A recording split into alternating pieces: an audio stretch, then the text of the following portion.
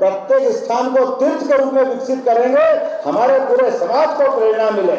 इसलिए उस चीज को जोड़ करके हम आगे बढ़ रहे हैं। मेरी अपनी ओर से आप सबको भी निमंत्रण है, आप कभी भी आए, मध्य प्रदेश में आए, अपने किसी प्रकार के व्यवसाय को करना व्यवसाय करें, आपको स्थायी बसना स्थायी बसे, परमात्मा करे आपको अपने अपने ढंग के जो आपके इष्ट है वो सबकी प्राप्ति हो। एक बार फिर आपका वंदन करता हूं, अभिनंदन करता हूं। मेरे साथ प्रेम से बोले बोलो गोपाल कृष्ण भगवान की।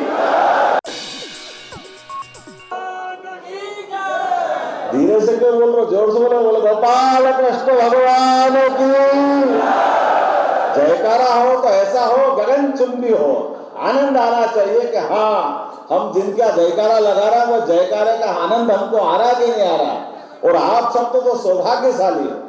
बिहार के लोगों के लिए तो कई कई कारणों से मैं प्रणाम करता हूँ, आपका आनंद महसूस करता हूँ। मैं माँ क्षिप्रा के तट से आकर के गंगा के तटवासियों को प्रणाम करके उसका स्पंदन महसूस कर रहा हूँ, उसका आनंद महसूस कर रहा हूँ। यह एहसास मुझे है कि जिस प्रकार का समय चल रहा है इस बदलते समय में वाकई हम सब देख रहे हैं कि लोकतंत्र को सच्चे अर्थों में जिंदा रखने में आज के समय में हमारे अपने समाज की भूमिका बहुत बड़ी है और उस भूमिका को हम सब समझते हैं। ये अलग बात है कि हमारे उस भूमिका में से कई सारे कोई कई अर्थ निकालते रहते हैं। मैं उनकी परवाह भी नहीं करता, वो निकाले, उनको जो निकालना।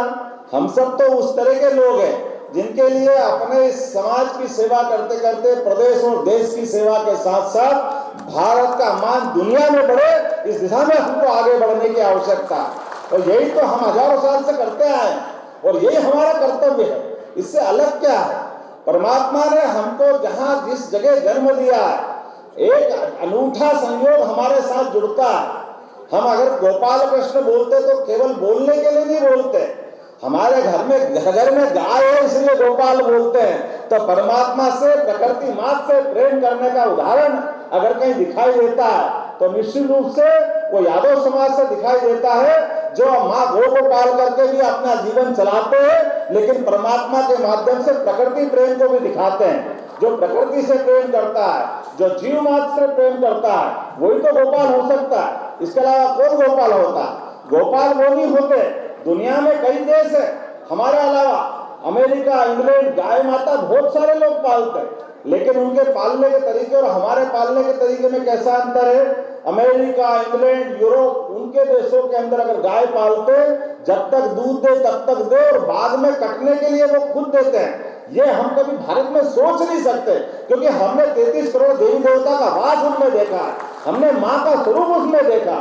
और हम तो जिनके जय जयकार कर रहे हैं उनकी कभी कल्पना करो, भगवान कृष्ण का जीवन अगर हमारी कल्पना में ध्यान में आएगा कि ऐसा बालक जिसका जेल में जन्म हुआ हो, कितने कठिनाइयों के बाद भगवान ने अपना जन्म उसके सिद्ध किया होगा। जिस बालक का जेल में जन्म हुआ हो, जिसको पैदा होने के बाद अपनी माँ का दूध नहीं मिला हो, माँ यशोदा जिसको पाल के बड़ा हो करती है, लेकिन पूरे जीवन भर वो बालक ना डरता है ना भयभीत होता है, वो हर दुनिया की चुनौती का सामना करता है, वो सच्चाई के मार्ग पर चलता है, जो हमको आज भी रोमांचित और गर्व से भर देता है। श्रद्धा, भक्ति, आस्था ये ऐसे ही पैदा नहीं होती है। इस आस्था, श्रद्धा, भक्ति पैदा करने के लिए समूचा जीवन को एक तरह से दुनिया के सामने प्रदर्शित करने की, जिनकी आध्यात्मिक चेतना जीवन भर काम आती है, ऐसे गोपाल कृष्ण की जय जयकार करते हुए हम सब महसूस कर सकते हैं। परमात्मा की कृपा से वर्तमान के समय में, ये समय तो लोकतंत्र का है, और कितनी अच्छी बात है कि मैं जहां से आता हूं मेरे को लाने के लिए एक द्वारकाधीश के अनंत भक्त, हम जिनको प्रधानमंत्री करके देखते हैं, ऐसे नरेंद्र मोदी जी के माध्यम से आपके इस नील मजदूर के परिवार के बालक को मौका मिला। मुझे इस बात की प्रसन्नता है। मैं ये नहीं कह सकता कि मेरे पिताजी, चूंकि पिताजी के नाम के आधार पर कोई पहचान नहीं है, उनने अपने जीवन की कठिनाइयों से बच्चों को जो बालक बड़ा करने का जो संघर्ष होता है, उस संघर्ष की भट्टी से तप करके उन्होंने अपना जीवन निकाला है। लेकिन हमको इस बात की प्रसन्नता है कि जीवन के संस्कार देने का अधिकार तो पिता को होता ही है।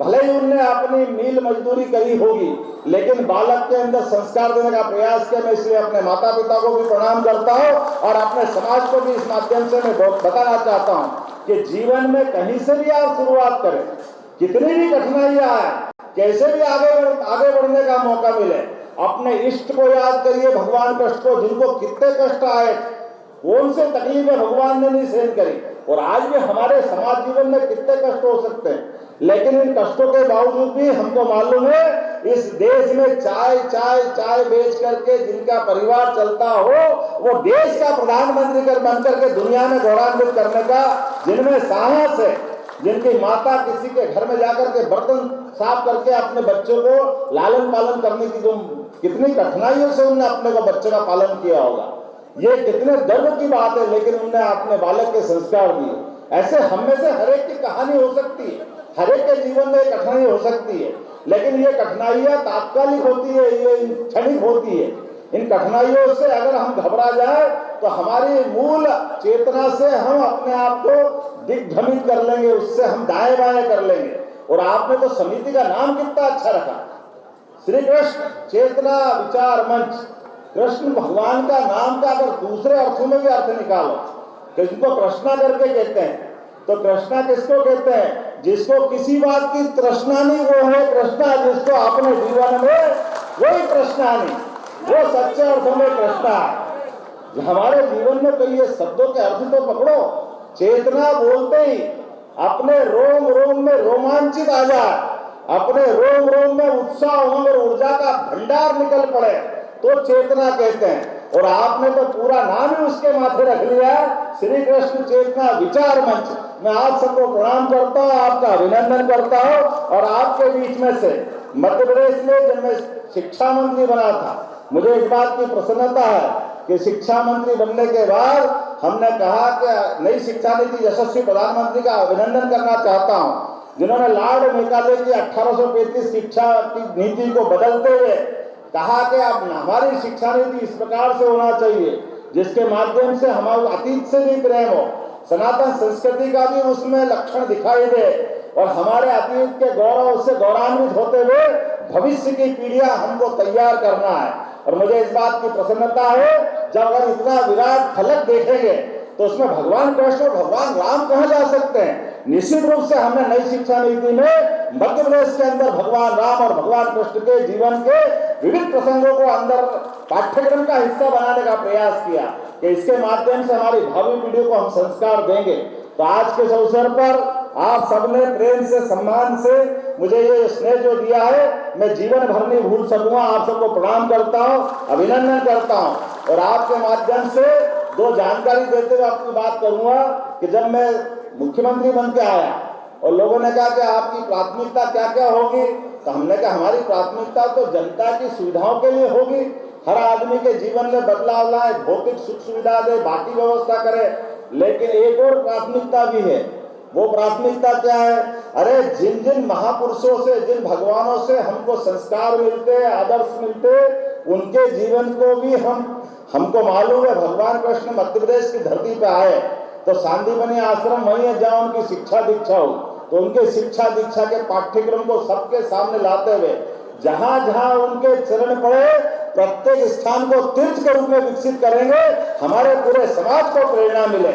इसलिए उस चीज को जोड़ करके हम आगे बढ़ रहे हैं। मेरी अपनी ओर से आप सबको भी निमंत्रण है, आप कभी भी आए, मध्य प्रदेश में आए, अपने किसी प्रकार के व्यवसाय को करना व्यवसाय करें, आपको स्थायी बसना स्थायी बसे, परमात्मा करे आपको अपने अपने ढंग के जो आपके इष्ट है वो सबकी प्राप्ति हो। एक बार फिर आप सबका वंदन करता हूं, अभिनंदन करता हूं। मेरे साथ प्रेम से बोले बोलो गोपाल कृष्ण भगवान की।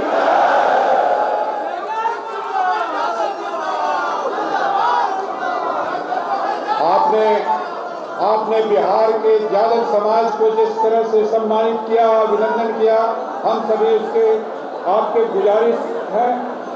अब हम मोहन यादव जिंदाबाद, डॉक्टर मोहन यादव जिंदाबाद, डॉक्टर मोहन यादव जिंदाबाद, डॉक्टर मोहन यादव जिंदाबाद। अब हम धन्यवाद ज्ञापन के लिए महामंडलेश्वर श्री महंत डॉक्टर सुखदेव दास जी को बुलाना चाहेंगे।